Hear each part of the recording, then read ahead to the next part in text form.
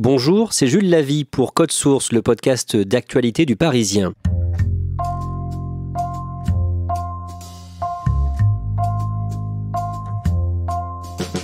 J'attends de nos policiers et de nos gendarmes la plus grande déontologie. Déclaration d'Emmanuel Macron le 14 janvier dernier à Pau. Le chef de l'État évoque également des comportements qui ne sont pas acceptables. Cela faisait plus d'un an que le sujet des violences policières était dans l'actualité. Alors pourquoi ce changement de ton maintenant de la part du chef de l'État et du gouvernement ? Code Source refait le film des événements avec deux journalistes du service police-justice du Parisien, Éric Pelletier et Jean-Michel Descugis.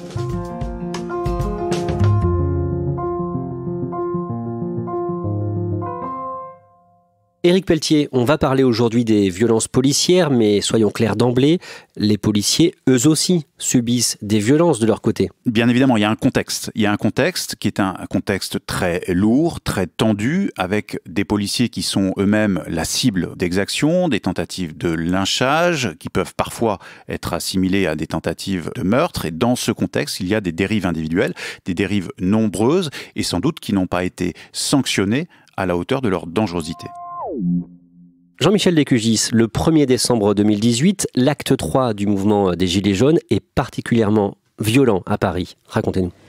On assiste à des scènes de guérilla urbaine. Les policiers sont complètement dépassés. Il y a des banques, des enseignes de luxe, des magasins qui sont incendiés, saccagés, pillés. Il y a des barricades qui sont constituées dans les avenues adjacentes aux Champs-Élysées. On voit sur une barricade à la fois des activistes de l'ultra-gauche, de l'ultra-droite, mais aussi les jeunes des quartiers et des gilets jaunes radicalisés. Et il va y avoir un épicentre qui va être la place de l'Étoile, où les manifestants vont prendre d'assaut l'Arc de Triomphe. Ils vont saccager la flamme du soldat inconnu, ils vont taguer sur les murs, ils vont piller le musée, ils vont s'en prendre aux forces de l'ordre. Un policier va manquer de se faire lyncher, il va être sauvé d'ailleurs par deux des gilets jaunes qui vont le pousser vers la sortie. Il va y avoir un affrontement pendant plusieurs heures entre les forces de l'ordre et les manifestants. Alors d'un côté à coups de grenades, de canons, et de l'autre côté à coups de pavés. On va avoir 110 blessés, dont 17 gendarmes et policiers blessés. On va avoir 190 départs de feu, 287 interpellations, donc un bilan vraiment très lourd. Le même jour, le soir, toujours à Paris, dans le même quartier, dans un Burger King de l'avenue Wagram, dans le 17e arrondissement, des CRS tabassent des manifestants. Il est environ à peu près 19h. Il y a un nuage qui recouvre la place de l'Étoile et les Champs-Élysées. Les compagnies CRS essaient de déloger un millier de manifestants qui restent encore sur place. Et tout d'un coup, on va voir sur des vidéos des CRS, une quinzaine de CRS, s'engouffrer dans le Burger King de l'avenue Wagram et là, taper, frapper avec leur matraque des manifestants.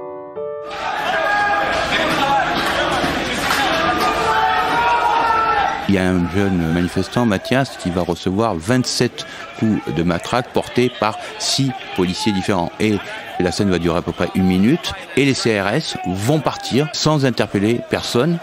On a le sentiment d'une violence totalement gratuite, d'une action de défouloir. Mais ces images ne reçoivent pas un grand écho dans les jours qui suivent. Au début, quand on va recevoir ces images, quand on va les visionner, on va pas croire tout de suite. On va penser à un montage. Et puis on va s'apercevoir qu'il y avait des journalistes qui ont filmé, qui étaient sur place et qui ont même été frappés. En fait, on a vu les CRS s'engouffrer dans le Burger King. On pensait que ça allait être ou une nasse, comme ça arrive souvent en manifestation, ou qu'il y ait même des interpellations, on pouvait penser à ça. Mais je pensais pas qu'ils allaient rentrer dedans et qu'ils allaient tabasser tout le monde, quoi. Il y avait une espèce de haie de CRS et ils bastonnaient tous les mecs qui sortaient, quoi. Ces images, elles passent au second plan par rapport au choc qu'est la place de l'Étoile, que représente ce pouvoir élu démocratiquement et qui est en train de vaciller. On est dans une ambiance insurrectionnelle et on a le sentiment que là, il s'agit d'un à côté qui n'est pas du tout anecdotique, loin de là. Il y a des brutalités policières, mais c'est vrai que ces exactions ne sont pas relevées avec suffisamment d'acuité par les médias. Le 3 décembre, à Marseille, une femme de 80 ans, Zineb Redouane, meurt à l'hôpital des suites de ses blessures. Elle a reçu une grenade lacrymogène en plein visage alors qu'elle fermait les volets de son appartement pendant une manifestation. Jean-Michel Descugis, quelques semaines plus tard, le samedi 5 janvier, à Paris, le ministère de Benjamin Griveaux, qui est porte-parole du gouvernement à ce moment-là, est pris pour cible. Racontez-nous ce qui se passe précisément. On est entre 16h30 et 17h. Il y a un engin élévateur qui va se porter sur la porte cochère du ministère et va la défoncer. Et une trentaine de manifestants vont s'engouffrer dans le ministère et on va être obligé d'évacuer Benjamin Griveaux qui va partir par l'arrière du bâtiment. Il faut savoir que les manifestants sont rentrés à l'intérieur du ministère avec des barres de fer. Ensuite, les manifestants vont s'enfuir sans attendre la police et on va retrouver l'engin élévateur devant une devanture de banque, mais à quelques centaines de mètres. Ça veut dire que le conducteur de l'engin a pu faire plusieurs centaines de mètres en plein Paris à bord de cet engin élévateur. Comment le gouvernement réagit face à ces événements? Le ton est à la fermeté. Castaner va aller au journal télévisé de TF1 où il va avoir des propos très forts. Il va parler de manifestants qui sont venus pour blesser, voire pour tuer.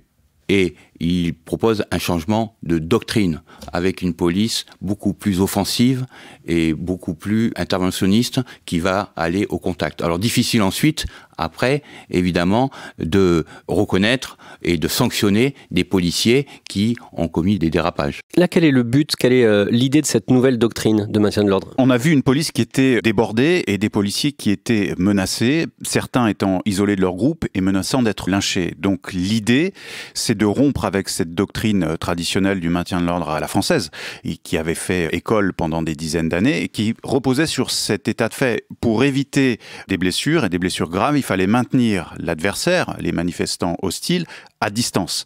Mais le pendant et le revers de cette doctrine, c'est qu'on voit que pendant ce temps-là, se construisent des barricades, sont réalisées des exactions qui sont filmées en direct, et les policiers semblent totalement impuissants. Donc à partir de ce moment-là, l'idée qui naît, c'est d'avoir des unités plus mobiles, moins structurées, mais qui vont aller au contact et qui vont aller chercher les manifestants les plus hostiles. Les forces de l'ordre vont sortir tout leur matériel anti-émeute.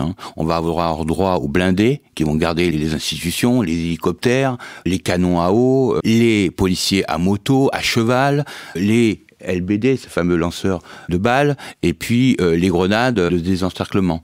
Donc on va avoir vraiment tout l'attirail. Et sur les violences policières, il y a un déni politique. On va faire le choix, parce qu'on est dans un climat insurrectionnel et qu'on a besoin des policiers, eh bien, de ne pas sanctionner à titre même conservatoire ces policiers.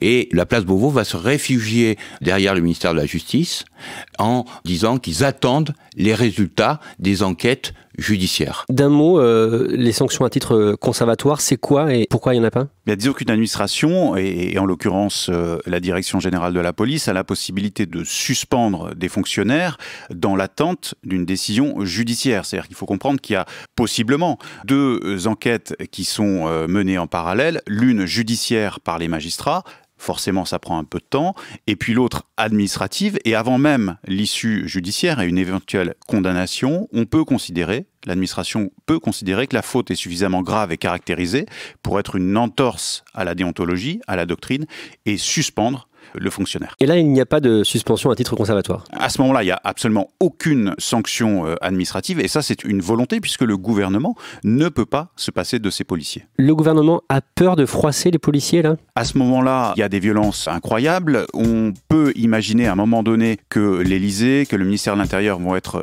pris d'assaut, et le dernier rempart démocratique, ce sont les policiers. Avant l'armée, bien évidemment, puisqu'il est même question de faire intervenir l'armée. Et en étant ce dernier rempart démocratique, physiquement, les policiers sont pris à partie, blessés, menacent d'être lynchés, et donc le gouvernement leur est redevable.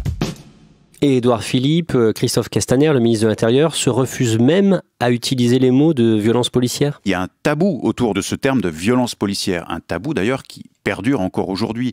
Le gouvernement, l'Élysée, l'inspection générale de la police, c'est-à-dire la police des polices, refuse d'utiliser ce terme de violence policière. Pourtant, si on se reporte au dictionnaire, policière, c'est l'adjectif qui veut dire relatif à la police. Donc si on regarde les images qu'on a vues, c'est bien des violences exercées par des policiers. Alors ce sont bien évidemment des dérives individuelles, il n'y a pas de consigne là-dessous, mais on a entendu par exemple Emmanuel Macron dire « si vous parlez de violence policière, vous considérez que la police, dans son ensemble, est violente et donc s'oppose à un autre camp qui est celui des manifestants.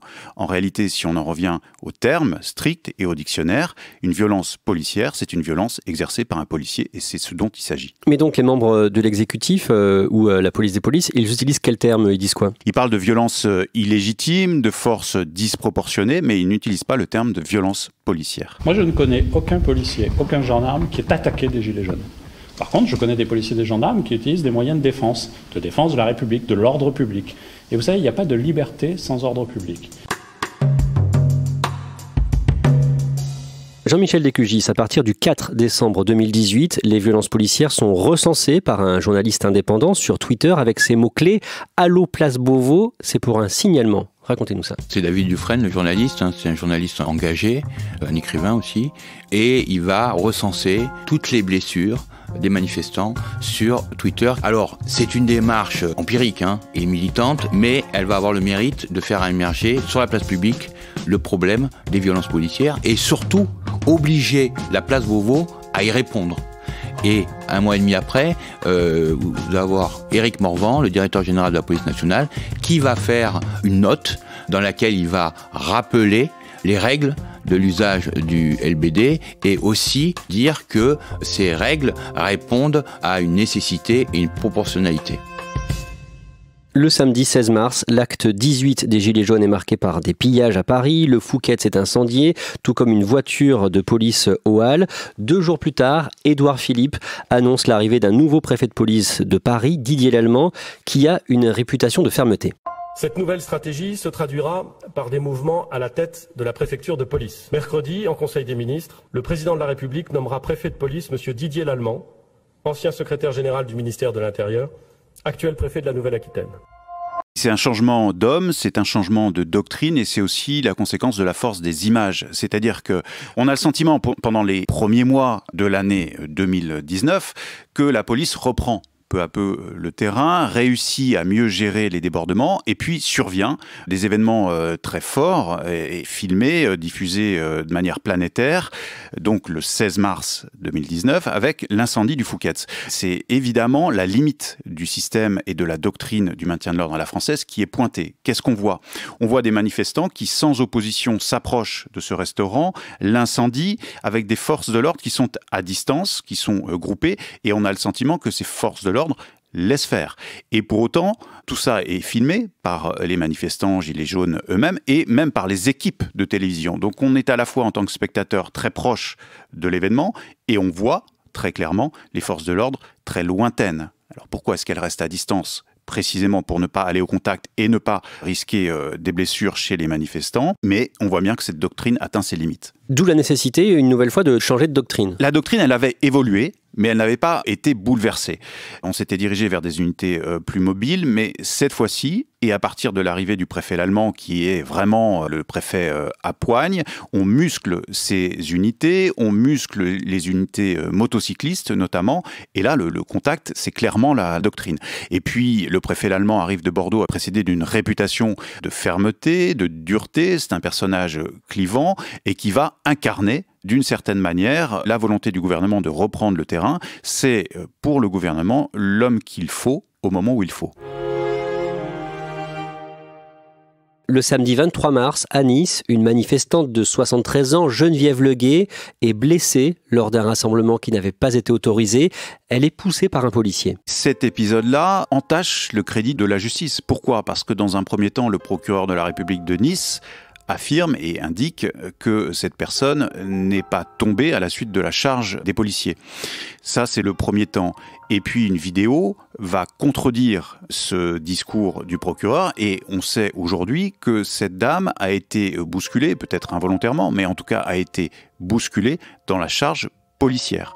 Et puis le deuxième temps, c'est une prise de parole encore une fois malheureuse de ce même procureur qui indique que s'il n'a pas évoqué l'intégralité des faits, c'est qu'il ne souhaitait pas désavouer le président de la République. Autrement dit, c'est le président de la République, dans cet esprit-là, qui devrait définir ce que sont les faits. Donc forcément, cette prise de position pose problème dans la mesure où la justice, élément central dans une démocratie, semble aux ordres de la présidence de la République. En avril 2019, un collectif de gilets jaunes blessés est créé, le collectif des mutilés pour l'exemple, et une arme est régulièrement mise en cause, le LBD, le lanceur de balles de défense. Je vous propose d'écouter un extrait d'un précédent code source. Alexandre Frey, une victime donc, témoigne au micro de Claudia Prolongeau. C'était plus une manifestation, c'était déjà sauver sa vie, quoi. Je me dis, ouais, il faut qu'on se sorte de ce guêpier, quoi. Je vois qu'on nous tire dessus, et puis là, d'un coup, bing, je vois comme les traceurs de sniper, là. Et je vois tout ça sur moi, des trucs rouges, quoi, le laser. Donc après, j'en prends une dans l'œil. À ce moment-là, ça a fait... j'entends des bruits, je vois flou. J'ai balancé mon œil sur les Champs-Élysées, en fait. J'avais tout mon œil dans ma main, donc j'ai balancé mon œil. C'est peut-être le regret que j'ai dans ma vie.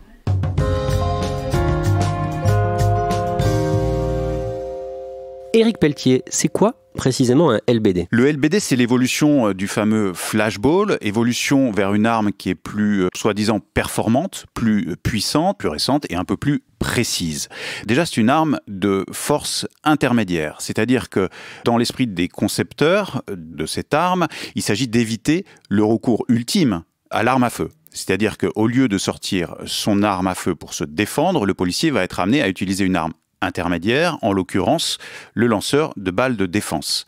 Mais la question qui est posée là, au travers des multiples blessures, et on en a eu là un exemple, c'est donc est-ce que cette arme-là, qui est pensée plutôt pour se dégager, par exemple dans les cités, lorsque les policiers sont pris à partie, est-ce que dans une manifestation, avec un groupe constitué, c'est une arme efficace? Et à l'évidence, si elle peut se révéler efficace, elle est risquée. Et c'est une arme qui n'est pas adaptée au maintien de l'ordre. Pourquoi précisément c'est risqué? C'est risqué parce qu'elle est insuffisamment précise, elle est puissante et surtout, elle lance ces fameuses balles de défense qui sont des balles en caoutchouc et qui sont d'un diamètre, qui est un diamètre absolument égal au lobe de l'œil et qui provoque des mutilations très graves. Et la balle part relativement lentement, c'est ça? Il y a 3 secondes à peu près entre le temps quand le policier tire et au moment de l'impact. Et du coup, le manifestant va par réflexe bouger quand il entend le bruit. Et si on est dans une foule, à 30 mètres de distance, c'est quelqu'un d'autre qui peut le prendre à sa place ou même lui dans le visage alors que même le policier a visé le thorax. Plusieurs hauts responsables de la police reconnaissent en off que cette arme ne devrait pas être utilisée dans des manifestations? Oui, c'est le paradoxe. Il y a une réflexion qui est même assez aboutie et qui va plutôt dans le sens de l'abandon de cette arme au sein du maintien de l'ordre. Et cette réflexion, elle est partagée par de nombreux hauts policiers. Simplement, on l'a rappelé, l'administration et le gouvernement est véritablement dépendant des policiers qui, eux, pour leur propre sécurité, les policiers de terrain, ne veulent pas abandonner cette arme. Donc on est dans cet entre-deux où on s'est rendu compte que cette arme n'était pas adaptée, mais on ne peut pas la retirer aux policiers qui la réclament. Donc se prépare actuellement un schéma national du maintien de l'ordre qui va redéfinir toutes les doctrines d'ici à quelques semaines et il va falloir être attentif au fait de savoir si le lanceur de balles de défense est éventuellement interdit ou s'il y aura un moratoire sur le fameux LBD. Et des autorités quand même de la République comme le défenseur des droits se sont déjà prononcés pour l'interdiction du LBD dans le maintien de l'ordre. On a entendu aussi Alain Bauer dire que c'était pas une arme adaptée du tout. Jean-Michel Descugis, le LBD sera évoqué dans ce nouveau schéma? On a posé la question au ministère de l'Intérieur et on nous a répondu que non, on n'en parlerait pas dans ce plan. Justement, pour le ministre de l'Intérieur, Christophe Castaner, il n'y a pas de problème avec le LBD, officiellement, d'après ce qu'il dit? Officiellement, c'est une arme dont on ne peut pas se passer. Ce que je sais, c'est que si on les retire à nos policiers, il leur reste quoi? Il leur reste le corps à corps quand ils sont agressés, parce qu'ils ne peuvent pas se défendre, ou il leur reste leur arme de service. Moi, je ne souhaite pas, évidemment, ni vous ni moi, qu'ils utilisent leur arme de service, et je souhaite éviter le corps à corps. Ils disent que c'est une arme très importante, puisque c'est une arme intermédiaire qui empêche les policiers de tirer à balles réelles. Il y a un drame dont on va beaucoup parler, qui n'est pas en lien avec le mouvement des Gilets jaunes, mais où la police est là aussi montrée du doigt. C'est la mort de Steve Maia Canisso, un jeune homme de 24 ans à Nantes, la nuit de la fête de la musique, le 21 juin. C'est une fête techno avec des jeunes et la fin de la fête est interrompue par des forces de police qui demandent aux teufeurs de quitter les lieux. Alors les lieux, c'est important de le rappeler, c'est une sorte de zone industrielle et surtout qui est en bordure de Loire. Et lorsque les forces de police arrivent, disent-elles, elles sont prises à partie et elles reçoivent des canettes et des jets de projectiles. D'où la décision d'intervenir, et c'est là que les difficultés vont arriver. Il y a cette intervention qui est décidée, et dans la bousculade, un certain nombre de gens, une douzaine, tombent à l'eau, et parmi eux, un jeune homme dont on retrouvera le corps plus tard, donc le fameux Steve. Et là, la vérité a mis du temps à éclater ? Oui, bien sûr, et on voit une certaine déconnexion du ministre de l'Intérieur vis-à-vis de la réalité du terrain. Il y a du retard à l'allumage par rapport à une réaction qui devrait être tout de suite celle de l'enquête, voire de la dénonciation des conditions dans lesquelles les policiers sont intervenus. Pourquoi ? Parce que normalement, on n'intervient pas de cette manière-là lorsqu'on est proche d'une zone dangereuse. Et la Loire est évidemment une zone dangereuse. La suite va le montrer, mais finalement, il faudra attendre une certaine mobilisation des jeunes, localement, nationalement, la médiatisation de l'affaire pour que Christophe Castaner prenne la mesure et la dimension de cette affaire. En 2019, de nombreuses vidéos de violences commises par des policiers circulent sur Internet. Qu'est-ce que l'on peut voir sur ces images, par exemple ? On voit notamment des actes individuels qui sont répréhensibles, des passages à tabac très clairement, et pas à des fins d'interpellation, c'est vraiment une sorte de vengeance. On voit aussi des tirs de lanceurs de balles de défense de LBD à bout portant, alors que la distance minimale, normalement, est de 3 mètres, avec des règles d'engagement très précises. En tout cas, on voit des choses qui, indépendamment du contexte dans lequel elles se situent, très souvent les policiers sont pris à partie, sont indéfendables. Des vidéos très marquantes, je pense à ce policier commandant qui commandait un dispositif à Toulon lors d'une manifestation des Gilets jaunes et qui, en marche, va s'en prendre, on va le voir, en train de tabasser 2 manifestants. Je pense aussi à Bordeaux où un manifestant va prendre une balle de LBD dans le dos. Et sans doute, le ministre de l'Intérieur aurait dû prendre des mesures conservatoires, ce qui aurait permis d'apaiser peut-être un peu les choses et surtout de ne pas avoir le sentiment dangereux qu'il y a une impunité dans la police. Est-ce qu'il y a des sanctions ? Est-ce qu'on a des chiffres ? On a le chiffre des enquêtes sur toute la France. Au 15 janvier, selon le ministère de la Justice, il y avait 401 enquêtes qui avaient été confiées à la police des polices, à l'IGPN. Parmi ces 401 enquêtes, la moitié concerne Paris. Un tiers des enquêtes ont été classées sans suite. Toutes les autres sont en cours ou en cours d'analyse et parmi celles-ci, il y a 32 qui ont débouché sur une information judiciaire pour les cas les plus graves. Et à ce jour, il n'y a seulement, à Paris en tout cas, que 2 policiers qui ont été condamnés. L'un à 4 mois de prison avec sursis pour avoir giflé un manifestant et un autre à 2 mois de prison avec sursis pour avoir lancé un pavé qu'il avait reçu. Éric Pelletier, juste après les fêtes, le 3 janvier, un livreur, Cédric Chouviat, est contrôlé à Paris, plaqué au sol. Il fait un arrêt cardiaque et il va succomber 2 jours après à l'hôpital. Une nouvelle fois, la police est montrée du doigt. C'est en ce début d'année un tournant dramatique avec un contrôle qui se passe mal, une tentative d'interpellation, un menottage au sol avec un plaquage dit ventral et le décès de la personne, donc une enquête évidemment. Et finalement, pour la première fois, on entend un Christophe Castaner plus réactif, disant qu'évidemment, cette situation pose un certain nombre de questions et qu'il va falloir clarifier les conditions dans lesquelles Cédric Chouviat est mort.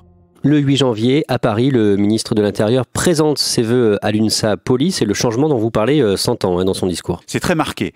À la fin de son discours de vœux à cette organisation syndicale qui représente les gardiens de la paix, Christophe Castaner renvoie les policiers à leur devoir d'exemplarité. Il le dit, il le martèle, et il le martèle notamment au chef de police. Et il prend pour ça un exemple qui date de la veille, c'est tout récent. Le matin même, l'intéressé a été suspendu de ses fonctions, puisqu'il s'agit du directeur départemental de la sécurité publique, un haut cadre de la police de Nice, et qui est donc suspendu. Pourquoi ? Il est suspendu pour une affaire de soupçon de malversation financière, donc ce n'est pas du même ressort, mais malgré tout, le ministre utilise cette cette enquête pour rappeler les policiers à leur devoir d'exemplarité. Le jeudi 9 janvier, à Toulouse, en marge d'une manifestation, va se dérouler une scène de violence policière, filmée là encore, et qui sera peut-être la vidéo de trop. On voit une jeune manifestante à Toulouse qui n'est pas du tout menaçante, elle a même les bras levés. Un policier la pousse en avant et un autre policier qui se trouve juste devant elle lui fait un croche-pied, elle chute, elle tombe lourdement sur le trottoir et sa tête manque de heurter un poteau. Cette image, en fait, elle est très marquante. Pourquoi ? Parce que il y a tout dedans. On y voit l'exaspération de la police. Ça raconte les mois de maintien de l'ordre, de difficultés, etc. Mais il y a aussi la transgression du code de déontologie du policier, qui n'est pas là pour faire un croche-patte, mais pour garder la paix. Et là, on a vraiment un geste de transgression, et c'est ça qui est très choquant. Oui, c'est particulièrement choquant. Oui, c'est de la violence gratuite et c'est perçu comme ça au ministère de l'Intérieur et c'est sans doute ce qui va marquer encore plus fortement l'inflexion dans le discours et les prises de parole. Il faut mettre fin à ces pratiques. Christophe Castaner, par exemple, va parler de ça. Oui, il parle de cette vidéo, en tout cas il fait allusion à cette vidéo en disant qu'il n'est pas possible de faire des croche-pieds à l'éthique. Et le mardi 14 janvier, à l'occasion d'un déplacement à Pau, Emmanuel Macron lui-même évoque les violences policières sans bien sûr utiliser ce terme. Des comportements qui ne sont pas acceptables ont été ou vus ou pointés. Je ne veux pas en faire la majorité du genre, je ne veux pas généraliser et je ne veux pas que justement ça atteigne la crédibilité et la dignité de nos professionnels des forces de sécurité intérieure. Mais pour cela, il ne faut avoir aucune complaisance. Et il demande à son ministre de l'Intérieur de faire des propositions pour renforcer la déontologie des forces de l'ordre. Ce discours, il est forcément mal perçu par beaucoup de policiers qui subissent eux aussi des violences. Les syndicats se sentent trahis. Nos collègues subissent la foudre, subissent le chaos, et c'est les derniers remparts de la République. Donc Monsieur Macron, il doit pas diviser, mais rassembler. Et aujourd'hui, avec de tels propos, c'est une charge en règle sur la police nationale, sur les forces de l'ordre, et pour nous, c'est d'un très mauvais goût. Ils se posent en victime. Ils disent qu'ils ont été instrumentalisés par le ministère de l'Intérieur, qui les a soutenus quand il y avait un climat insurrectionnel et qui maintenant les lâche parce que la situation redevient plus calme. Il y a quand même dans le discours syndical une voix discordante, c'est celle du syndicat des commissaires de la police nationale, syndicat majoritaire, et qui dénonce le fait que des sanctions n'aient pas été prises plus tôt. Cela fait plus d'un an que le sujet des violences policières est dans l'actualité. Tous les médias en parlent régulièrement, Le Parisien aussi bien sûr. Le Parisien qui en a fait 2 fois son dossier d'ouverture, son fait du jour, en mai et en novembre. Pourquoi ce changement de ton maintenant ? Plusieurs raisons. D'abord l'effet d'accumulation. On a vu des dizaines de vidéos qui montrent des dérives individuelles de policiers et de policiers qui, jusqu'à preuve du contraire, n'ont pas été sanctionnés administrativement et dont les enquêtes sont toujours en cours. Seulement aujourd'hui 2 condamnations à Paris de policiers. Donc premier temps, c'est l'effet d'accumulation. Deuxième temps, c'est ce fameux croc-en-jambe dont on a parlé à Toulouse, qui est une violence totalement gratuite.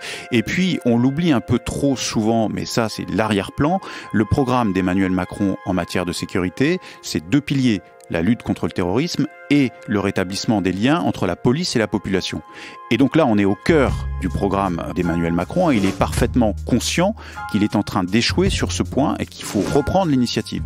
Donc il demande au ministère de l'Intérieur et en l'occurrence à Christophe Castaner d'infléchir le discours et de faire des propositions en matière de déontologie. On peut quand même noter que la déontologie, elle est codifiée, elle est cadrée au ministère de l'Intérieur et que nul n'est besoin de faire de nouvelles propositions pour que les policiers fassent preuve d'exemplarité. Ce code de déontologie, il existe et on n'a pas besoin de nouvelles dispositions. Ce qu'on voit là clairement sur les vidéos, sous réserve d'investigation, c'est quand même des actes qui sont des entorses évidentes au code actuel de déontologie.